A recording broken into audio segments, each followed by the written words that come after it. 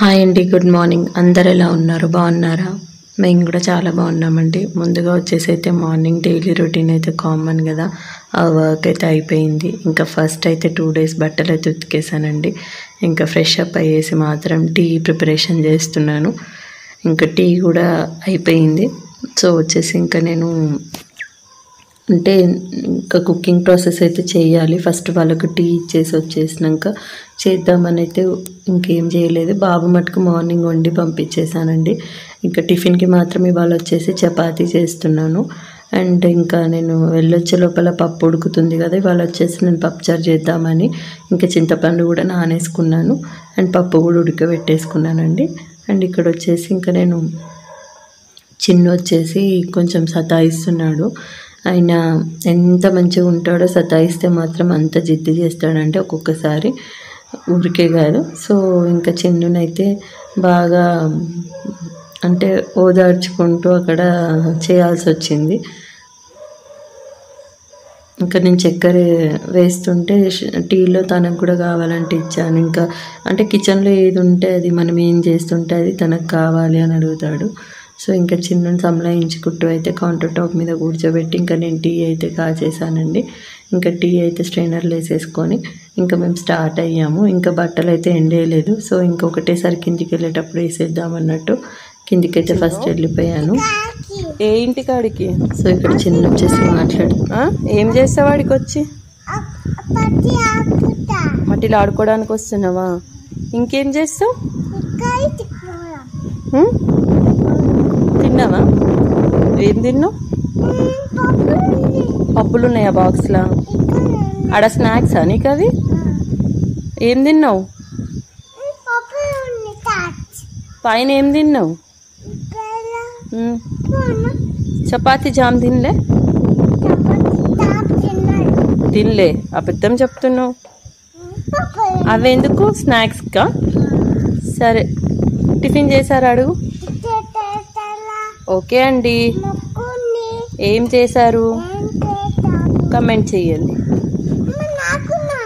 ఇంకా నాకన్నా ముందు తనైతే అక్కడికి వెళ్దామని ఏడుస్తానండి. చూసారు కదా, ఇక నేను అక్కడ మాట్లాడే లోపల నేనైతే ఫస్ట్ 2 days బట్టలు కదా చాలా అయిపోయాయి, ఎండేసాను. నైట్ అంతా బాగా వర్షం పడడం వల్ల మొత్తం పచ్చిగా అయిపోయిందండి. అది అంటే ఊకిన కొద్దీ వాటర్ వస్తుంది. ఇంకా నేనైతే ఫస్ట్ టీ ఇచ్చేసి అక్కడ ఒక 1 or 2 hours టైం పట్టింది. ఇంకా అది అయిపోగానే ఇక్కడ ఇంటికి వచ్చేసి ఇంకా చిన్నుతో మాట్లాడుకుంటూ చేస్తున్నాను. చిన్ను వచ్చేసి నాకు అంటే పచ్చిమిర్చి కోసాను కదా, కొంచెం కారం అంటినట్టుంది. సో దాని గురించి నేను కామ్ అవుతుంది చిన్ను అని అంటే తను వచ్చేసి నాతో చెప్తున్నాడు, ఏడవకు అమ్మ అని. సో చిన్నతో మాట్లాడుకుంటూ చేస్తున్నాను కదా, చాలా బాగా అనిపిస్తుంది కదండి ఆ చైల్డ్హుడ్ ఏజ్ అనేది. అంటే మనకు ఎంత బాధ ఉన్నా, ఎంత పెయిన్ ఉన్నా ఆ పిల్లల కోసమైనా మనం రికవర్ అయ్యి తొందరగా బయటికి తొందరగా రికవర్ అవుతాం. హెల్త్ వైజ్గా కానీ, పర్సనల్ లైఫ్ వైజ్గా కానీ, ఇంకేదన్నా వైజ్గా కావచ్చు. ఆ పిల్లల అమాయకత్వం, వాళ్ళ మాటలు, వాళ్ళ ద్వారా మనకు వచ్చేసి అన్నీ మర్చిపోగలుగుతాం వాళ్ళ మాట్లాడే విధంగా. సో ఇక్కడ నాకు ఆనియన్ కోస్తే వాటర్ వచ్చింది కదా, నేను ఏడుస్తున్నానేమో అనుకొని చిన్ను వచ్చేసి నాకు చున్నీ తీసుకొచ్చి మరీ కళ్ళు తుడుస్తున్నాడండి. ఇంకా తన పైన కూర్చుంటాను ఏడుస్తే, ఇంకా తనని పైన కూర్చోబెట్టుకుంటూ తనతో మాట్లాడుకుంటూ నేనైతే వర్క్ చేసుకున్నాను. నేను నార్మల్గా ఇప్పుడున్న కాలానికైతే పిల్లల్ని చూసుకుంటూ ఇంట్లో వర్క్ చేసుకోవడం అంటే అసలు చిన్న విషయం అయితే అస్సలు కాదు. ఎందుకంటే బయట వెళ్ళి జాబ్ చేయడం అది వేరు ఒక దగ్గర, ఇంట్లో పిల్లల్ని మెయింటైన్ చేస్తూ సదురుతూ అంటే పేరు లేని పని అంటారు కదా, అది మాత్రం లేడీస్ హౌస్ వైఫ్స్ అయితే చాలామంది ఫేస్ చేసేదండి. ఇది రియల్ ఫ్యాక్ట్, మీరు యాక్సెప్ట్ చేసినా చేయకపోయినా. ఎందుకంటే ఇక్కడ పిల్లల్ని పొద్దుస్తమానం వాళ్ళతోని వాళ్ళు ఎలా ఉంటారు, ఒక్కొక్క టైంలో ఒక్కో విధంగా చేంజ్ అవుతారు. వాళ్ళ అంటే మైండ్ సెట్ పరంగా మనం కూడా చేంజ్ అయ్యి ఆ మైండ్ సెట్తో ఉండాలి వాళ్ళతోని. సో ఎంత యాక్టివ్గా ఉంటే కనుక పిల్లలతో ఇలా ఆడుకుంటూ వాళ్ళని మెయింటైన్ చేస్తూ మళ్ళీ ఇంట్లో ఫ్యామిలీ రెస్పాన్సిబిలిటీస్, ఇంకా బయటవి అన్నీ, ఇంకా ఫైనాన్షియల్ కావచ్చు, ఇంకేమైనా కావచ్చు, మనిషికి ఒకటే ఉండదు కదండి, చాలా ఉంటాయి. సో ఇంకా పిల్లల విషయానికైతే వాటికి అవేవి వాళ్ళకి తెలియదు. సో మనం వాళ్ళతో ఉండే ఆ టైం ఏదైతే హ్యాపీనెస్ ఉందో వాళ్ళకి అది మాత్రమే గుర్తుంటుంది. సో నేనైతే ఎక్కువ శాతం పిల్లలతో టైం స్పెండ్ చేయడానికి చాలా ఇష్టపడతానండి. సో ఇక్కడ వచ్చేసి అయితే చిన్నుని కొంచెం సంలాయించేసి ఇంకా తనతో ఆడేసి అయితే నేను పప్పుచారుకి ఇవాళ వచ్చేసి నేను సింపుల్ ప్రాసెస్లో చేస్తున్నాను. 2 టేబుల్ స్పూన్ ఆయిల్ తీసుకొని పోపు దినుసులు, ఒక చిన్న ఆనియన్ కొద్దిగా దొడ్డుగా కట్ చేయాలండి. అది వేసేసి పచ్చిమిర్చి ఒక 5-6 వేసాను. అందులోనే వచ్చేసి వెల్లుల్లి రెబ్బలు కచ్చాపచ్చా దంచి వేసేసానండి. అది కాస్త ఫ్రై అయినాక ఒక టమాటో కూడా వేసాను. అండ్ చింతపండు రసము అండ్ కందిపప్పు ముందే ఉడకబెట్టాం కదా, అది రెండు ఒక దగ్గర కలిపేసుకొని నేను ఇందులో తాలింపు అనేది వేసేసానండి. అండ్ ఒక 1 టేబుల్ స్పూన్ మాత్రమే కారపొడి వాడాను, టేస్ట్కి తగ్గంత సాల్ట్. అండ్ ఇందులో మెయిన్గా వచ్చేసి జీలకర్ర మెంతుల పొడి ఒక 1 టేబుల్ స్పూన్, కొద్దిగా బెల్లము కంపల్సరీగా వేయాలండి. లాస్ట్గా వచ్చేసి కొద్దిగా పుదీనా వేయడం వల్ల ఏమీ అందులో వేయకపోయినా కూడా మీకు టేస్ట్ పరంగా చాలా బాగుంటుంది. పుదీనా వచ్చేసి ఫస్ట్ వేయడం కన్నా మసలేటప్పుడు వేస్తాం కదా, ఆ ఫ్లేవర్ ఘాటు అనేది సాంబార్కి బాగా పట్టి ఆ టేస్ట్ అనేది కొంచెం వేరేగా ఉంటుంది. మీరు నార్మల్గా పప్పుచారు చేసే దానికన్నా వేరు ఉంటుంది, ఇది వేరేగా ఉంటుంది. ఒకసారి ఇలా ట్రై చేసి చూడండి ఎవరైనా. సో ఇక్కడ వచ్చేసి నేను ఇంకా అక్కడ పప్పు మసలే లోపల అంట్లయితే నీట్గా వాష్ చేసేసుకున్నానండి, అంటే పని అయిపోతుంది కదా అని. సో ఇక్కడ నాకు వచ్చేసి పవర్ పోయింది పప్పు పెట్టినప్పటికీ, ఇంకా అది మసులుతుందండి. ఇంకా పప్పు అయితే మసిలిపోతుంది. అది మసలే లోపల వచ్చేసి నేను ఇంకా అప్పడాలు వేయించుదామని అయితే ఆయిల్ స్టవ్ ఆన్ చేసేసుకొని ఒక కడాయి పెట్టేసి అందులో నూనె పోసానండి. నూనె వేసేసి ఇంకా నేను వచ్చేసి టిష్యూ పేపర్ గిన్నె వేసేసుకొని పాపడాలు అనేది వేయించుదామని. వాళ్ళు వచ్చేసి థర్స్డే కదా, అసలు ఈ పప్పుచారు కాంబినేషన్కి అయితే బెస్ట్ కాంబినేషన్ ఆమ్లెటేనండి. నాకైతే చాలా ఇష్టం పప్పుచారులో కానీ టమాటా చట్నీలో కానీ ఆమ్లెట్ కాంబినేషన్ తింటే మాత్రం చాలా బాగుంటుంది టేస్ట్ వైజ్గా. సో నేనైతే ఇవాళ ఇంకా అది లేదు ఆప్షన్ కాబట్టి నేను వచ్చేసి ఇక్కడ పాపడాలు అయితే వేయించేస్తున్నాను. ఇంకా అది వేయించుకుంటూ చిన్నుతో మాట్లాడుకుంటూ, చిన్ను అప్పటికి ఆకలని అంటున్నాడు. సో ఇంకా తినేసి ఇంకా నేను కూడా మళ్ళీ ప్లాట్ దగ్గరికి వెళ్ళాల్సి వస్తుంది. సో ఇంకా నేను తొందరగా అయితే వర్క్ అంటే నాకు టైం ఎలా అయిపోయిందంటే చాలా బిజీ స్కెడ్యూల్ అయిపోయింది.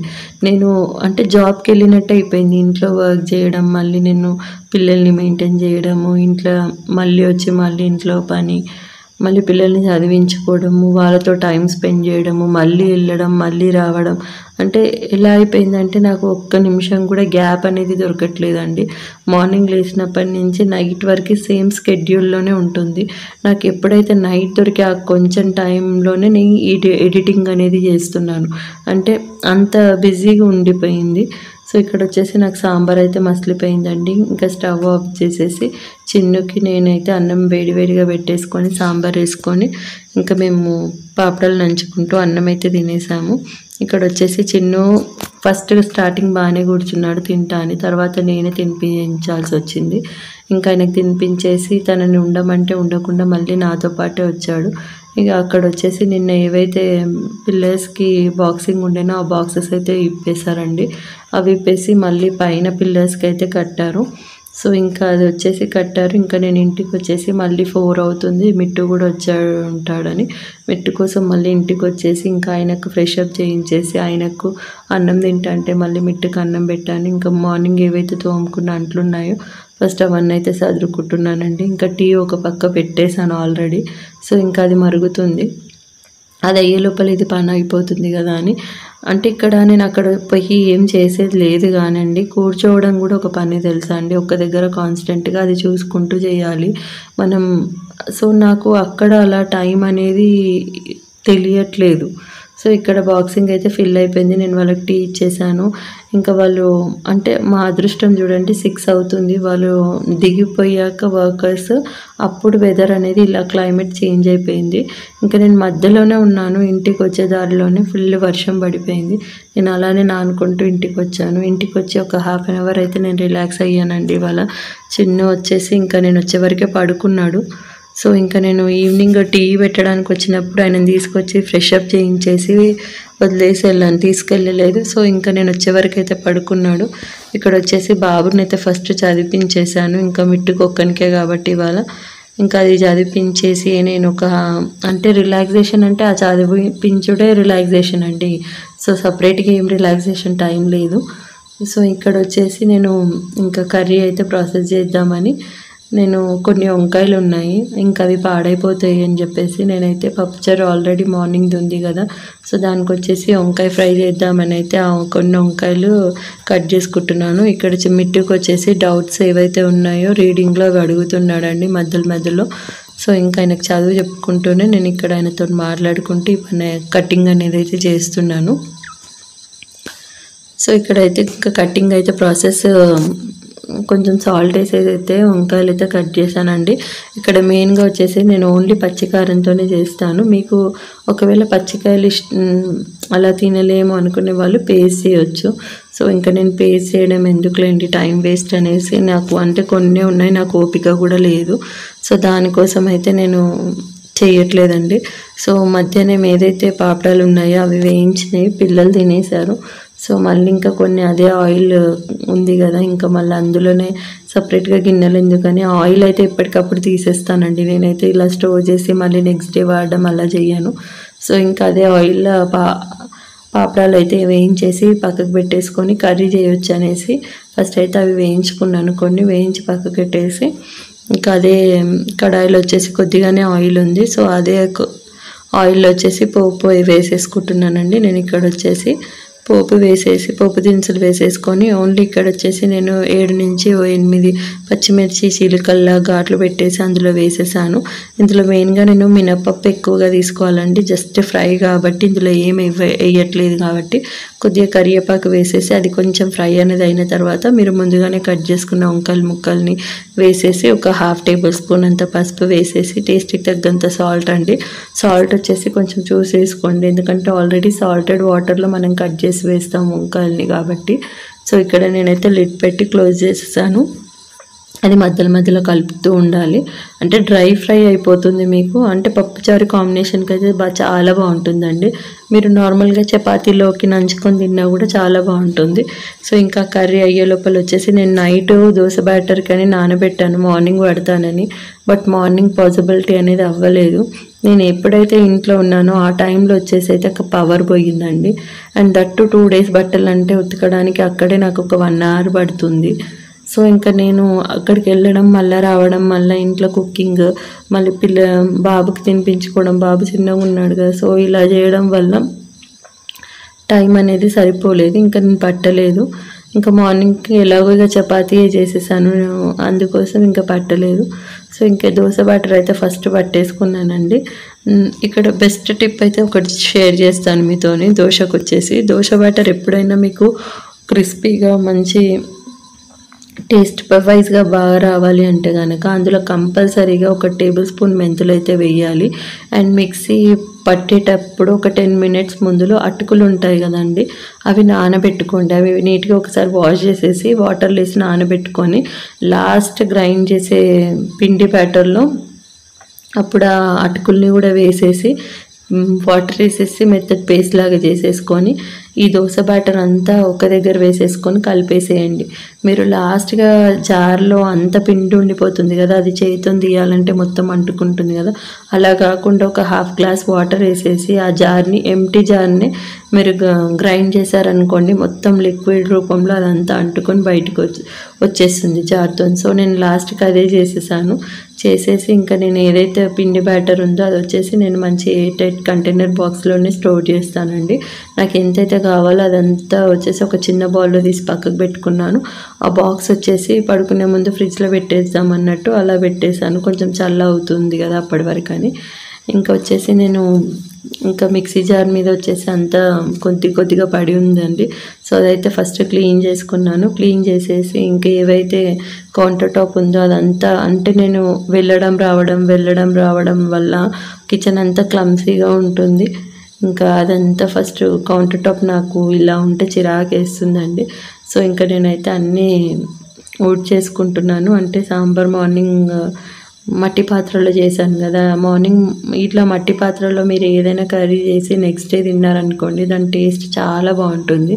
సో ఇంకా అది వచ్చేసి నేను చిన్న చిన్న బౌల్స్లలో తీసేసి ఇంకా స్టవ్ కూడా క్లీన్ చేసేసానండి, ఇంకా పనిలో పని అనేసి.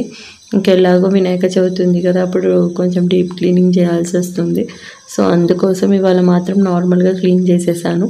క్లీన్ చేసేసి ఇంకా తోమాల్సిన దాంట్లో అయితే ఏవైతే ఉన్నాయో అవన్నీ ఫస్ట్ షింక్లో వేసేసాను. మెయిన్ థింగ్ ఏంటంటే నేను వచ్చేసి రైస్ ఉందని పెట్టానేమో అనుకున్నాను, బట్ నాకు గుర్తు లేదు. అంటే అంత గజిబిజిగా ఒకటి వెనకాల ఒకటి చేసేస్తున్నాను కదా, సో ఇంకా నాకు గుర్తు లేదు. ఫస్ట్ అయితే ఇంకా నేను రైస్ అప్పటికప్పుడు మళ్ళీ కడిగానండి. ఒక 10 minutes అన్న రైస్ నానితేనే అన్నం అనేది మనకు తొందరగా ఉడికిపోతుంది. సో నాకు వచ్చేసి ఇక్కడ అంత టైం లేదు, ఆల్రెడీ 8 అవుతుంది. బాబు వచ్చేసి పడుకుంటాడు తొందరగా. సో 8:20 అలా అవుతుంది కాబట్టి నేను ఫస్ట్ ఇంకా రైస్ కడిగేసి ఒక స్టవ్ మీద అది పెట్టేసాను. ఇంకో స్టవ్ మీద వచ్చేసి వంకాయ ఫ్రై అవుతుందండి. లాస్ట్గా వచ్చేసి ఒక 1/2 tablespoon అంత ధనియాల పొడి జల్లేసి ఇలా డ్రై ఫ్రై అనేది అయిన తర్వాత మీరు వచ్చేసి దించేయడమే అండి. టేస్ట్ వైజ్గానైతే చాలా బాగుంటుంది. మీరు ఇక్కడ పచ్చిమిర్చి డైరెక్ట్ వేయకుండా పేస్ట్ చేసి అయినా వేసుకోవచ్చు, అది మీ ఇష్టము. సో నాకు వచ్చేసి కొన్ని ఉన్నాయి కాబట్టి అలా చేసేసాను. ఇంకా పచ్చి కొబ్బరి వేసినా కూడా బాగుంటుంది. సో ఇక్కడ వచ్చేసి నాకు కర్రీ కూడా అయిపోయింది. ఇంకా రైస్ ఒక స్టవ్ మీద అవుతుంది కదా.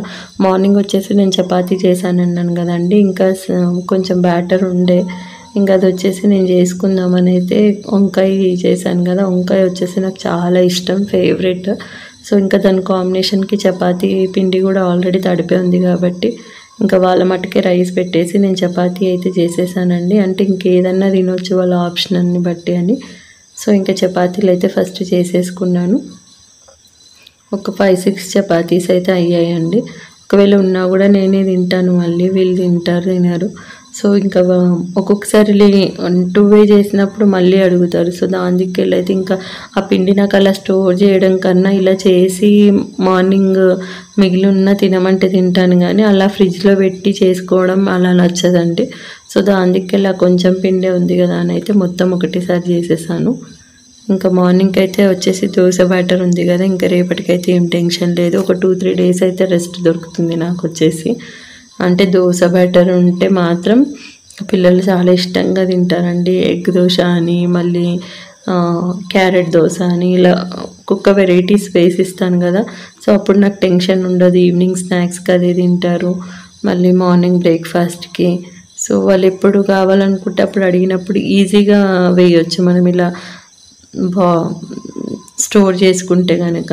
నేను వచ్చేసి ఏదైతే ఇలా ఎయిర్ టైట్ కంటైనర్ బాక్సుల్లో బయట అనేది పులవనియనండి, ఇలా డైరెక్ట్గా పట్టగానే బాక్స్లో వేసేసి ఇంకా కొద్దిగా చల్లగా అయిన తర్వాత ఫ్రిడ్జ్లో స్టోర్ చేస్తాను. పులిసింది అనుకోండి పిండి, అది వచ్చేసి 2-3 daysకే పాడైపోతుంది, పుల్లగా అవుతుంది. సో మీరు అలా పులవకుండానే డైరెక్ట్గా ఎయిర్ టైట్ కంటైనర్ బాక్స్లో స్టోర్ చేసి పెట్టుకున్నారనుకోండి, దట్టు ప్లాస్టిక్ కన్నా ఎక్కువ స్టీలే బెటర్ అండి నన్ను అడిగితే మాత్రం. సో అన్ని డేస్ ఉంచుతాం కాబట్టి. సో ఇలా స్టోర్ చేసి పెట్టుకున్నారనుకోండి 2-3 days అనే కాదు, మీకు ఒక 10 days ఉన్నా కూడా పాడవ్వదు. నేనైతే 100% చెప్పగలుగుతాను. ప్రీవియస్గా అయితే చాలా ఉండేది, ఇప్పుడు మాత్రం అంత పట్టట్లేదు. నాకు అంత నిల్చొని పట్టంత ఓపిక కూడా లేదని నేను ఒక 2 days బ్యాటర్ మాత్రమే పట్టానండి. సో ఇక్కడ వచ్చేసి నా చపాతీస్ కూడా కంప్లీట్ అయిపోయాయి. అండ్ ఇంకా కౌంటర్ టాప్ కూడా మొత్తం క్లీన్ చేసేసి ఇంకా నా రైస్ కూడా ఉడుకుతుంది, ఇంకా అంత లోపల అది కూడా అయిపోతుందని ఫస్ట్ అయితే ఇంకా ఏదైతే డస్ట్ ఉందో అదంతా తీసేసానండి. డస్ట్బిన్లోకి వేసేసి ఇంకా రిమైనింగ్ అంట్లు అయితే ఫస్ట్ తోముకుంటూ వచ్చాను. ఇక్కడ తోముతుంటే నాకు వచ్చేసి చిన్ను ఇవాళ టీచర్స్ డే కదా, చిన్ను కాదండి మిట్టు వచ్చేసి, చిన్ను ఇంకా పడుకొని అయితే లేవలేదు. ఇంకా చిన్ను లేవకపోయేసరికి ఇవాళ మా ఇల్లు అంతా సైలెంట్గా ఉంది. ఇంకా మిట్టుది నాది ఇంట్లో వాయిస్ వినిపిస్తుందండి. అయితే మిట్టు వచ్చేసి ఇవాళ టీచర్స్ డే సెలబ్రేషన్ ఎలా చేసుకున్నారు అండ్ టీచర్ ఎలా మాట్లాడింది అంటే ఎగ్జైట్మెంట్ పిల్లలది. సో నేను చెప్పాను కదా పిల్లలతో ఎక్కువ టైం స్పెండ్ చేయడానికి ట్రై చేస్తానని. సో అంత ఫ్రీగా ఉంటేనే వాళ్ళు ఏదైనా మనతో షేర్ చేయగలుగుతారు అనేది నా ఒపీనియన్. సో దానికెళ్ళి నేను ఎక్కువ కన్వర్జేషన్ అనేది చేస్తానండి. సో ఏ చిన్నదైనా కూడా నాకు వచ్చేసి బాబు చెప్తాడు. సో ఇక్కడ నాకు రైస్ కూడా కంప్లీట్ అయిపోయింది. ఇక్కడ వచ్చేసి అంట్లు దోముతూ ఉంటే ఇంకా మిట్టు వచ్చేసి వాళ్ళ టీచర్కి వచ్చేసి వాళ్ళ పేపర్ చింపి హ్యాపీ టీచర్స్ డే అని రాసిచ్చాడంట. సో అదే చెప్తున్నాడు. కలరింగ్ వేశాను, టీచర్ బాగా మెచ్చుకుంది, డ్రాయింగ్ బాగా వచ్చింది అని గ్రీటింగ్ కార్డ్లా చెప్పాను. అండ్ టీచర్స్ బ్లెస్సింగ్ అడిగాను, ఇలా నమస్కారం చేశానని చెప్పి ఇవన్నీ అంటే తను ఏమైతే చేశాడో అవన్నీ నాకు యాక్షన్ రూపంలో చెప్తుంటే చాలా హ్యాపీగా అనిపించింది. అంటే ఎక్కువ శాతం నేను ఇంకా అక్కడి నుంచి రాగానే ఫస్ట్ చూస్తాను బాబుకి ఏం కావాలో అది చూసేసి మళ్ళీ టీ పెట్టుకొని వెళ్ళేసి మళ్ళీ 6 o'clock వచ్చి మళ్ళీ బాబుకు చదివించుకొని 8 వరకు 2 hours పడుతుందండి మినిమం చదువుకోవడానికి. 8 తర్వాత ఇంకా బాబుతో వచ్చేసి మాట్లాడుకుంటూ కాసేపు ఒక 1/2 hour అన్న టైం స్పెండ్ చేస్తాను పెద్ద బాబుతోని. అలా టైం స్పెండ్ చేస్తేనే వాడితోని అంటే వాడు మార్నింగ్ వెళ్తాడు కదా, ఎక్కువగా ఉండడు, చిన్నతోనే ఎక్కువసేపు ఉంటాను కాబట్టి ఆ టైంలో మాత్రం మిట్టుకు ఎక్కువ ప్రిఫరెన్స్ అయితే ఇస్తానండి నేను. ఇద్దరు నాకు ఈక్వలే, బట్ ఈ చిన్ను ఇంట్లో ఉండడం వల్ల ఎక్కువగా కనిపిస్తుంది మీ అందరికీ. సో మిట్టు ఇక్కడ ఉండడు కాబట్టి మీకు అలా. సో ఇక్కడ నా అంట్లో అయితే క్లీన్ అయిపోయింది. మా డే అనేది ఇంకా మేము డిన్నర్ చేసి పడుకోవడమే అండి. Thank you.